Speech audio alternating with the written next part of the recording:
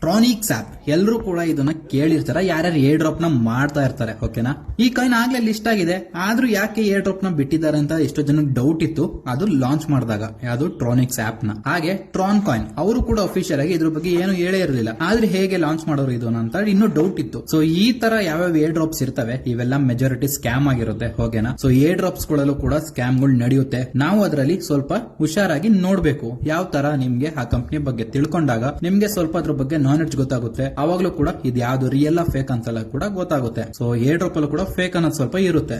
ನಾನು ಪ್ಲಸ್ ನನ್ನ Telegram group members ಹತ್ರ 15 ಪ್ರಾಜೆಕ್ಟ್ಸ್ ಮಾಡ್ತಾ ಇದೀವಿ.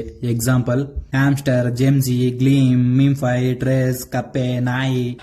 ಏನಂದೆ ಇನ್ನೊಂದ್ಸಲ ಹೇಳು. ಕಪ್ಪೆ, ನಾಯಿ, time farm, owners, S coin, Blum, pixel, simple coin, Tabi, Maneki, TapSwap, W coin, dot coin. 18 projects ಮಾತ್ರ ಈ ಮಾರ್ಕೆಟ್ ಅಲ್ಲಿ ಲಾಂಚ್ ಆಗಿರೋದು.